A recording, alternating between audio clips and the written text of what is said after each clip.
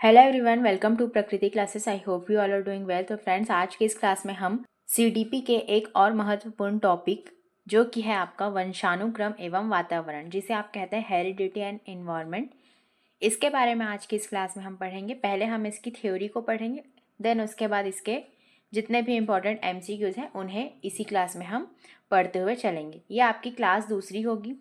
इससे पहले हमने वृद्धि और विकास के बारे में पढ़ा था, तो जिन्होंने भी वो क्लास नहीं देखी वो जाकर ज़रूर देखिए। सभी क्लासेस आपको हमारे प्लेलिस्ट में मिल जाएगी। और इसके साथ ही साथ यहाँ पर आपको हिंदी की, छत्तीसगढ़ की और साथ ही साथ सीडीपी की, ये जो सभी क्लासेस हैं वो अभी आपके आगामी परीक्षाओं को देखते हुए यहाँ पर इन सभी क्लासेस को कराया जा रहा है। तो ये जो आपकी क्लासेस हैं वो आपकी छत्तीसगढ़ शिक्षक भर्ती और साथ ही साथ आपके जो सीजी टेट का अभी आपका पेपर होने वाला है उसके लिए भी इम्पॉर्टेंट है, और सी टेट और जितने भी प्रकार के आपके स्टेट में टेट होते हैं उन सभी के लिए ये जो क्लासेस हैं वो बहुत ही इंपॉर्टेंट है। तो जिन्होंने भी हमारे चैनल को सब्सक्राइब नहीं किया है वो हमारे चैनल को सब्सक्राइब कर लीजिए। यहाँ पर आपको बिल्कुल exam oriented free classes provide की जा रही हैं। तो ज़्यादा से ज़्यादा आप इसे शेयर कीजिए और वीडियो पसंद आए तो लाइक, कमेंट एंड शेयर ज़रूर कीजिए। तो चलिए आज की इस क्लास को हम स्टार्ट करते हैं। तो सबसे पहले हम इसमें पढ़ेंगे हेरिडिटी एंड एनवायरनमेंट, आनुवांशिकता और वातावरण के बारे में पढ़ेंगे। और आनुवांशिकता को ही आप वंशानुक्रम के नाम से भी जानते हैं, तो दोनों ही नाम सेम है, तो इसे आप इसमें ध्यान रखेंगे। तो हेरिडिटी मतलब कि आनुवांशिकता का जो डेफिनेशन है वो आप इसमें देख सकते हैं। ये जो क्लासेस हैं वो आपकी बाइलिंगुअल होंगी, हिंदी में भी आप इसमें देख सकते हैं और इंग्लिश में भी आप इसमें देख सकते हैं। तो इसमें ये लिखा गया है कि heredity is the transmission of physical and mental characteristics from parents to their offspring. मतलब कि आनुवंशिकता वह प्रक्रिया है जिसमें माता पिता से संतान को शारीरिक और मानसिक गुणों का संचरण होता है। जो आनुवंशिकता होती है, मतलब कि जो हेरिडिटी, उसमें जो संतान होता है उसे माता पिता से शारीरिक मानसिक गुण जो मिलते हैं वो आपके आनुवंशिकता से ही मिलते हैं। माता पिता जो है वो संतान में संचरण होती है, तो इसे आप इसमें ध्यान रखेंगे। तो इसे ही आपका आनुवंशिकता या फिर हेरिडिटी कहा जाता है। इसमें कुछ की पॉइंट्स हैं, इसे आप इसमें देख सकते हैं। जो आनुवंशिकता होती है वो उसकी इकाई जो होती है वो जीन होती है, मतलब कि units of heredity are genes. जो जीन होती हैं वही आनुवंशिकता की इकाई होती है, तो ये भी इसमें बहुत ही इम्पॉर्टेंट है। नेक्स्ट आप इसमें देख सकते हैं, genes are located on chromosomes. Gene गुणसूत्रों पर स्थित होते हैं, जैसे कि इसमें आप देख सकते हैं आई कलर, हाइट, ब्लड ग्रुप। जो आपके आंखों का रंग है, ऊंचाई और रक्त समूह, ये आपके गुणसूत्रों पर ही स्थित होते हैं, तो इसे आप इसमें याद रखेंगे। नेक्स्ट है आपका इन्वायरमेंट, जो आपका वातावरण होता है। Environment means all external factors which influence the growth and development of an individual. वातावरण से तात्पर्य उन सभी बाहरी कारकों से है जो व्यक्ति की वृद्धि और विकास को प्रभावित करते हैं। वातावरण का तात्पर्य ही यही होता है जिसमें आपके जितने भी प्रकार के बाहरी कारक होते हैं वो इसमें शामिल होते हैं। जैसे कि जो व्यक्ति होता है उसमें जो वृद्धि और विकास होता है वो उसके बाहरी कारकों को दर्शाती है और वो उसे प्रभावित करती है। तो वातावरण से तात्पर्य आप इसके एक्सटर्नल फैक्टर्स को इसमें याद रखेंगे। इसमें कुछ की पॉइंट्स हैं, उसे आप देखेंगे। इसमें includes physical, social, cultural factors. इसमें भौतिक, सामाजिक, सांस्कृतिक तत्व शामिल होते हैं, जिसमें जितने भी प्रकार के आपके भौतिक, सामाजिक और सांस्कृतिक जो फैक्टर्स होते हैं वो इनमें शामिल होते हैं। जैसे आपके एग्जाम्पल्स के थ्रू आप इसे समझ सकते हैं। जैसे कि इसमें आ जाता है फैमिली, परिवार, स्कूल, विद्यालय, सोसाइटी, समाज, क्लाइमेट या फिर जलवायु। तो यही आपके सामाजिक, सांस्कृतिक और भौतिक तत्व होते हैं जिनसे आपका एक वातावरण तैयार होता है। तो ये सभी पॉइंट्स आपके वातावरण से संबंधित है। इसमें आप इसका जो कंक्लूजन है, निष्कर्ष, इसे आप इसमें देख सकते हैं। Both heredity and environment are equally important. आनुवंशिकता और वातावरण दोनों समान रूप से महत्वपूर्ण है। ये जो दोनों है वो बहुत ही महत्वपूर्ण है। They interact continuously for overall development. ये दोनों मिलकर व्यक्ति के संपूर्ण विकास को प्रभावित करते हैं। अतः जो आनुवंशिकता और वातावरण होती है, इन दोनों की भूमिका एक व्यक्ति के विकास के लिए बहुत ही महत्वपूर्ण होती है। तो इन सभी बातों को आप इसमें याद रखेंगे। इनसे जो है आपके एग्जाम में हमेशा क्वेश्चंस पूछे जाते हैं। तो चलिए इसके जो एमसीक्यूज हैं उन्हें हम आज की इस क्लास में कवर करते हैं। साथ ही साथ आप इन सभी क्वेश्चंस को बनाने की कोशिश करेंगे जिससे आपको पता चलेगा कि आपके कितने क्वेश्चन इसमें से सही हुए। तो चलिए सबसे पहला क्वेश्चन आप इसमें देख सकते हैं, अनुवांशिकता क्या है। अभी हमने पढ़ा अनुवांशिकता और वातावरण के बारे में। तो व्हाट इज हेरिडिटी? माता पिता से संतानों में गुणों का स्थानांतरण, केवल वातावरण का प्रभाव, सामाजिक व्यवहार या फिर शिक्षा पद्धति। तो अभी हमने इसके बारे में देखा, जो अनुवांशिकता होती है वो माता पिता से संतानों में गुणों का स्थानांतरण करवाती है। तो ऑप्शन नंबर ए ही हमारा इसमें सही हो जाएगा। जो आनुवंशिकता होती है वो एक ऐसी प्रक्रिया होती है जिसमें माता पिता के गुण जो है वो बच्चों में डायरेक्ट आते हैं जीन्स के माध्यम से। तो इसे आप इसमें याद रखेंगे। नेक्स्ट है आपका क्वेश्चन नंबर 2, आनुवंशिकी के जनक कौन है? Who is the father of genetics? Darwin, Mendel, Watson या फिर स्किनर। तो जो आनुवंशिकी के जनक हैं वो आपके हो जाएंगे मेंडल। जो मेंडल थे वो आपके आनुवंशिकी के जनक हैं और इनका जो पूरा नाम हो जाएगा वो हो जाएगा ग्रेगर मेंडल। तो इनका पूरा नाम भी आप इसमें याद रखेंगे, इनका पूरा नाम है ग्रेगर मेंडल। इन्होंने मटर के पौधों पर प्रयोग करके आनुवंशिकी के नियम बताए थे। तो इनका जो प्रयोग हुआ था उसे भी आप इसमें याद रखेंगे। इन्होंने मटर के पौधों पर आनुवंशिकी का उपयोग कर इसके जो नियम है उसे बताया था। तो इसे आप इसमें याद रखेंगे क्योंकि जो शिक्षक भर्ती हुई थी उसमें ये वाला क्वेश्चन पूछा ही गया था। ये जो क्वेश्चन है वो आपके लिए बहुत ही इंपॉर्टेंट है। नेक्स्ट है आपका क्वेश्चन नंबर 3, आंखों का रंग किसका उदाहरण है? आई colour is an example of वातावरण, आनुवंशिकता, शिक्षा या फिर समाज। तो जो आंखों का रंग होता है ये आपके निर्भर करता है आनुवंशिकता पर। मतलब कि जो हेरिडिटी है वो आंखों का रंग जो होता है वो माता पिता से संतानों में आता है। तो ये आपके पूर्णतः आनुवंशिकता पर निर्भर करता है। इसीलिए आपका ऑप्शन नंबर बी आनुवंशिकता इसमें बिल्कुल सही हो जाएगा। नेक्स्ट है अब आपका क्वेश्चन नंबर 4। अब सवाल है आपके वातावरण से संबंधित। वातावरण क्या है? What is environment? केवल प्राकृतिक स्थिति या फिर केवल सामाजिक स्थिति, ओनली सोशल कंडीशंस, या फिर केवल भौतिक स्थिति, ओनली फिजिकल कंडीशंस, या फिर उपरोक्त सभी, ऑल ऑफ दिस। तो वातावरण क्या है ये आपको बताना है। जो वातावरण होता है इसके बारे में हमने पढ़ा था। इसमें जो प्राकृतिक स्थिति है, सामाजिक स्थिति, भौतिक स्थिति, ये सभी जो है वो वातावरण के अंतर्गत आती है। क्योंकि वातावरण में प्राकृतिक, सामाजिक और भौतिक सभी शामिल होते हैं, इसीलिए इसका जो आंसर हो जाएगा वो हो जाएगा ऑप्शन नंबर डी, उपरोक्त सभी, ऑल ऑफ दिस इसमें बिल्कुल सही हो जाएगा।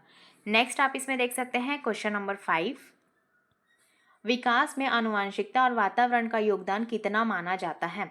How much is the contribution of heredity and environment in development? 100% आनुवंशिकता, 100% वातावरण, दोनों बराबर या फिर कोई योगदान नहीं। तो विकास में आनुवंशिकता और वातावरण का योगदान कितना माना जाता है ये आपको बताना है। तो इसका जो सही आंसर हो जाएगा वो हो जाएगा ऑप्शन नंबर सी। जो आनुवंशिकता और वातावरण होती है वो दोनों बराबर मात्रा में होती है, इसीलिए दोनों का योगदान इसमें बराबर माना गया है। तो ऑप्शन नंबर सी हमारा इसमें सही हो जाएगा। ये सभी क्वेश्चंस आपके लिए बहुत ही इंपॉर्टेंट है, डायरेक्ट आपके एग्जाम में पूछे जा सकते हैं और ये जो टॉपिक है वो भी बहुत ही इंपॉर्टेंट है। तो लास्ट तक आप इसमें ज़रूर बने रहेंगे और ज़्यादा से ज़्यादा आप इसे शेयर कीजिए ताकि सभी को ये क्लासेस मिल सकें। नेक्स्ट है आपका जुड़वा बच्चों के अध्ययन से क्या स्पष्ट होता है? What do twin studies prove? केवल आनुवंशिकता का महत्व, ओनली हेरिडिटी मैटर्स, केवल वातावरण का महत्व, ओनली इन्वायरमेंट मैटर्स, दोनों का महत्व, बोथ मैटर, या फिर कोई महत्व नहीं। तो जुड़वा बच्चों के अध्ययन से आपका क्या स्पष्ट होता है ये आपको पूछा गया है। तो जुड़वा बच्चों के अध्ययन से यह स्पष्ट होता है कि इसमें जो दोनों हैं वो ज़रूरी है। तो ऑप्शन नंबर जो सी है वो इसमें आपका सही हो जाएगा। इसमें आनुवंशिकता भी महत्वपूर्ण है और वातावरण भी महत्वपूर्ण है, इसीलिए आपका ऑप्शन नंबर सी जो है वो इसमें बिल्कुल सही हो जाएगा। नेक्स्ट है आपका क्वेश्चन नंबर 7, किसे बदला जा सकता है? Which can change? आनुवंशिकता, वातावरण, या फिर दोनों, या फिर कोई नहीं। तो किसे बदला जा सकता है वो आपका हो जाएगा ऑप्शन नंबर बी। जो वातावरण है उसे आपका बदला जा सकता है लेकिन आनुवंशिकता को नहीं, क्योंकि ये माता पिता के गुणों से संतान को मिलती है। इसीलिए वातावरण को आप एक बार बदल सकते हैं लेकिन आप आनुवंशिकता को नहीं बदल सकते। तो इसमें किसे बदला जा सकता है ये आपका पूछा गया है। तो इसमें ऑप्शन नंबर बी, वातावरण को बदला जा सकता है, ये आपका सही हो जाएगा। नेक्स्ट है आपका क्वेश्चन नंबर 8, भाषा सीखना किसका उदाहरण है? Learning language is an example of आनुवंशिकता, वातावरण, दोनों, या फिर कोई नहीं। तो जो भाषा सीखना है वो आपका उदाहरण हो जाएगा आपके वातावरण का। भाषा वातावरण से ही सीखी जाती है। Language is learn from the environment. तो ये आपका वातावरण से ही सीखी जाती है। तो ऑप्शन नंबर बी हमारा इसमें सही हो जाएगा। नेक्स्ट क्वेश्चन है आपका question number 9। Nature versus nurture की बहस किसने शुरू की? Who started the nature versus nurture debate? Darwin, Mendel, Galton या फिर वॉटसन? ये भी क्वेश्चन बहुत ही इंपॉर्टेंट है। तो नेचर वर्सेस नर्चर की बहस किसने शुरू की? मतलब कि प्रकृति और पोषण की बहस किसने शुरू की, ये आपको बताना है। तो ये आपका शुरू किया गया था फ्रांसिस गैल्टन के द्वारा। इनका पूरा नाम इसमें याद रखेंगे। इनका जो पूरा नाम हो जाएगा वो हो जाएगा फ्रांसिस गैल्टन। फ्रांसिस गैल्टन जो है इनका पूरा नाम हो जाएगा। इन्होंने नेचर मतलब कि आनुवंशिकता और नर्चर मतलब कि वातावरण पर चर्चा की थी। तो नेचर का संबंध आप इसमें याद रखेंगे। जो नेचर है उसे आपका कहा जाएगा आनुवंशिकता। यह है आपके आनुवंशिकता से संबंधित। और वहीं आपका जो नर्चर है वो आपके वातावरण से संबंधित हो जाएगा। और आनुवंशिकता का संबंधित हो जाएगा आपके प्रकृति से, और जो वातावरण है वो आपके पोषण से संबंधित हो जाएगा। ये भी आपके एग्जाम में पूछा गया है। आनुवंशिकता का मतलब आपका हो जाएगा प्रकृति और वातावरण का मतलब हो जाएगा पोषण। अब इसका नेक्स्ट क्वेश्चन आप इसमें देख सकते हैं, क्वेश्चन नंबर 10। मानव में कितने गुणसूत्र होते हैं? How many chromosomes do humans have? 23, 32, 46 या फिर 92?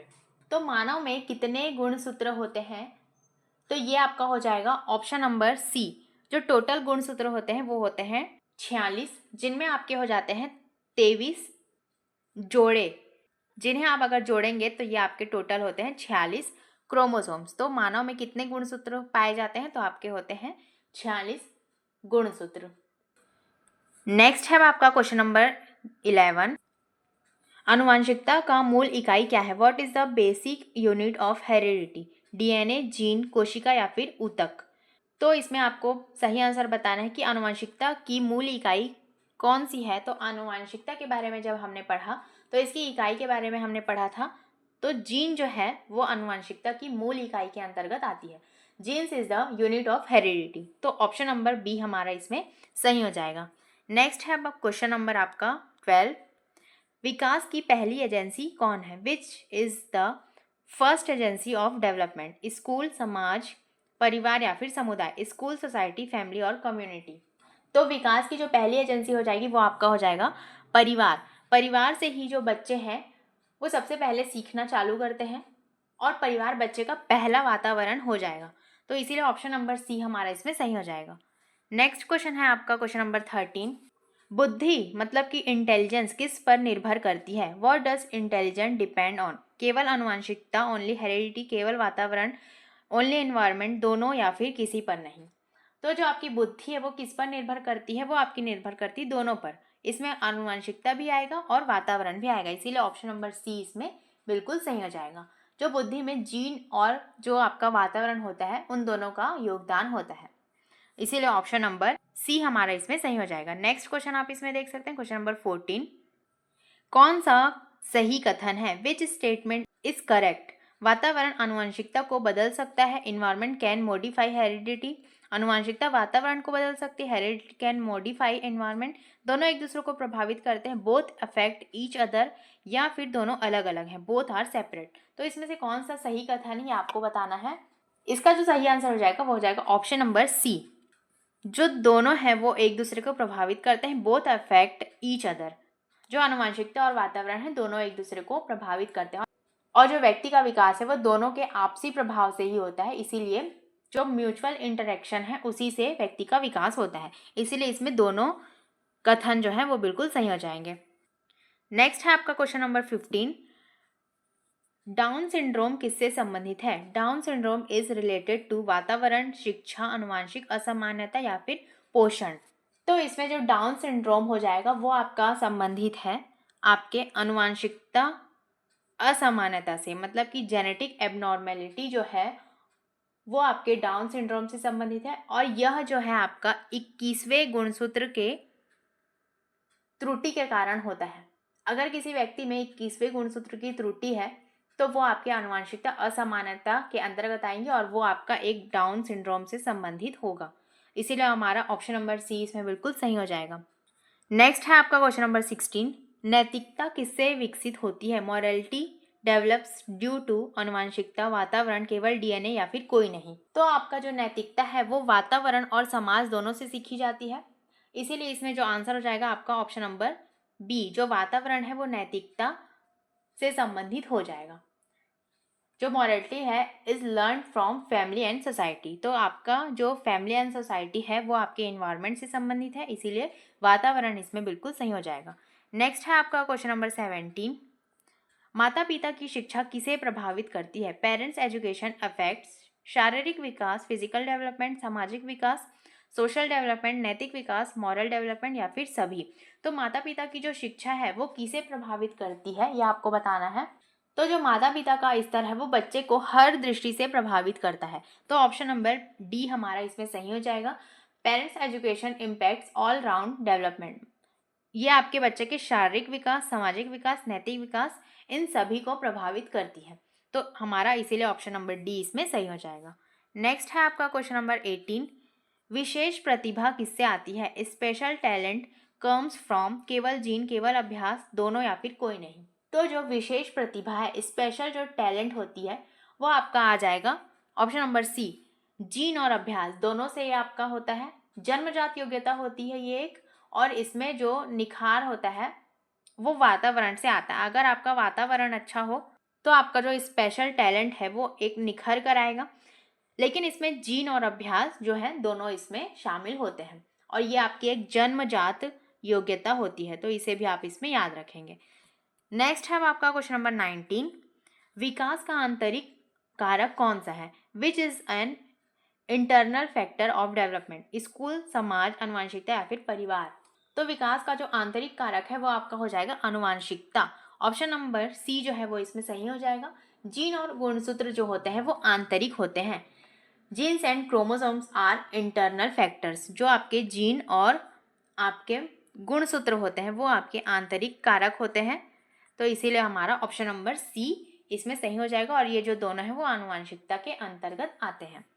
नेक्स्ट है अब आपका क्वेश्चन नंबर 20, कौन सा वातावरण का हिस्सा नहीं है? Which is not part of environment, जो नहीं है वैसे क्वेश्चंस को आप ज़्यादा ध्यान से पढ़ेंगे क्योंकि इनमें ही आपकी गलती होती है। इसमें जो ऑप्शंस दिए गए हैं वो है फैमिली, मित्र, जीन या फिर समाज। तो कौन सा वातावरण का हिस्सा नहीं है ये आपको बताना है। तो जो वातावरण का हिस्सा नहीं है वो आपका हो जाएगा जीन्स, क्योंकि ये आपके एक आनुवंशिकता से संबंधित है, और आनुवंशिकता की जो इकाई है, मूल इकाई है, वही आपकी जीन्स होती है। तो जीन एक आंतरिक होते हैं और वातावरण में नहीं आते हैं। Genes are internal not environmental, और ये जो परिवार, मित्र और समाज है वो आपके वातावरण से संबंधित है, इसीलिए आपका ऑप्शन नंबर सी जीन्स इसमें सही हो जाएगा। नेक्स्ट है आपका क्वेश्चन नंबर 21, विकास के क्षेत्र में क्या नहीं आता है? Which is not a domain of development, शारीरिक, सामाजिक, आनुवंशिक या फिर संज्ञानात्मक। विकास के क्षेत्र में कौन सा नहीं आएगा वो आपका आ जाएगा आनुवंशिक। आनुवंशिकता आपके विकास के क्षेत्र में नहीं आएगा, क्योंकि ये एक क्षेत्र नहीं है, ये आपका एक कारक है, तो इसे आप इसमें याद रखेंगे। नेक्स्ट क्वेश्चन है आपका क्वेश्चन नंबर 22, कौन सा इसमें गलत कथन है? विच स्टेटमेंट इज इनकरेक्ट, केवल आनुवंशिकता से व्यक्ति बनता है, personality is made only by heredity, वातावरण व्यक्तित्व को आकार देता है, इन्वायरमेंट शेप्स पर्सनैलिटी, दोनों आवश्यक हैं, बोथ आर इम्पॉर्टेंट, विद्यालय वातावरण का भाग है, social is part of environment. तो इसमें से कौन सा कथन गलत है ये आपको बताना है। तो इसमें ऑप्शन नंबर जो ए है वही इसमें गलत हो जाएगा। केवल आनुवंशिकता से व्यक्तित्व बनता है, जी नहीं, जो आपका व्यक्तित्व बनता है वो आनुवंशिकता और वातावरण दोनों से बनता है। तो इसमें जो ऑप्शन नंबर ए है वही आपका इसमें सही आंसर हो जाएगा, क्योंकि हमसे गलत पूछा है इसीलिए सही आंसर हमारा यही हो जाएगा। नेक्स्ट है आपका क्वेश्चन नंबर 23, सामाजिक वातावरण में क्या आता है? Which is include in social environment, परिवार, मित्र, संस्कृति या फिर सभी। तो आपका इनमें से सभी जो है वो सामाजिक वातावरण के अंतर्गत आता है। इसमें परिवार भी आता है, मित्र भी और संस्कृति भी इसमें शामिल होते हैं। All these are part of social environment, जो सभी है वो आपके सामाजिक वातावरण के अंतर्गत आते हैं। नेक्स्ट है आपका क्वेश्चन नंबर 24, गुणसूत्र कहाँ पाए जाते हैं? वेयर आर क्रोमोसोम्स फाउंड, कोशिका केंद्रक, न्यूक्लियस, रक्त मतलब कि ब्लड, डीएनए के बाहर आउटसाइड डीएनए या फिर ऊतक टिश्यू। तो गुणसूत्र आपके कहाँ पाए जाते हैं ये आपको बताना है। तो जो गुणसूत्र होते हैं वो आपके न्यूक्लियस में पाए जाते हैं, मतलब कि कोशिका केंद्रक में होते हैं। Chromosomes are found in the cell nucleus. तो आपका ऑप्शन नंबर ए कोशिका केंद्रक इसमें बिल्कुल सही हो जाएगा। नेक्स्ट है आपका क्वेश्चन नंबर 25। कौन अनुवांशिक रोग नहीं है which is not a genetic disorder? Hemophilia, colour blindness, thalassemia या फिर फ्लू। तो इसमें से अनुवांशिकता का कौन सा रोग नहीं, ये आपको बताना है। तो इसमें से जो ऑप्शन नंबर डी है, जो फ्लू है, मतलब कि जिसे आप वायरस भी कहते हैं, वो आपका एक अनुवांशिकता के अंतर्गत नहीं आता। जो आपका फ्लू होता है वो आपके एक वायरस से संबंधित होता है। जो फ्लू है आपका इसमें बिल्कुल सही हो जाएगा। फ्लू है वो वायरस से होता है, अनुवांशिकता से नहीं। Flu is viral not genetic. तो इसमें ऑप्शन नंबर डी इसमें सही हो जाएगा। नेक्स्ट है आपका क्वेश्चन नंबर 26। वातावरण के स्तर कितने होते हैं? How many levels does environment have? सूक्ष्म, मध्य, बाह्य या फिर सभी? माइक्रो, मेजो या फिर मैक्रो या फिर ऑल ऑफ दिस? तो वातावरण के कितने स्तर होते हैं? तो आपके पर्यावरण में वातावरण के तीनों स्तर पाए जाते हैं। तो ऑप्शन नंबर डी हमारा इसमें सही हो जाएगा। इसमें आपके माइक्रो, मेजो, मैक्रो, इन सभी प्रकार के जो आपके स्तर हैं वो इसमें आ जाएंगे। नेक्स्ट है आपका क्वेश्चन नंबर 27। किशोर अवस्था में बदलाव किससे होते हैं? Changes in adolescence are due to सामाजिक दबाव, सोशल प्रेशर, हार्मोनल बदलाव, हार्मोनल चेंजेस, स्कूल शिक्षा, स्कूल एजुकेशन या फिर खेलकूद मतलब कि स्पोर्ट्स। तो किशोर अवस्था में बदलाव किस कारण से होते हैं ये आपको बताना है। तो इसमें आपका आ जाएगा ऑप्शन नंबर बी, जो हार्मोनल चेंजेस होते हैं उनसे आपके किशोरावस्था में ज़्यादातर बदलाव देखे जाते हैं। और ये जो आपका हार्मोन है वो आपके आनुवंशिकता से जुड़ा हुआ होता है। ये आपके आनुवंशिकता से जुड़ा हुआ होता है। Hormonal changes are genetically driven. तो हार्मोन जो है आपके आनुवंशिकता से जुड़ा हुआ होता है। तो ऑप्शन नंबर बी हमारा इसमें सही हो जाएगा। नेक्स्ट है आपका क्वेश्चन नंबर 28। परिवार किस प्रकार का वातावरण देता है? What type of environment does family provide? जो आपका परिवार है वो किस प्रकार का वातावरण देता है आपको? सामाजिक, भौतिक, दोनों या फिर कोई नहीं?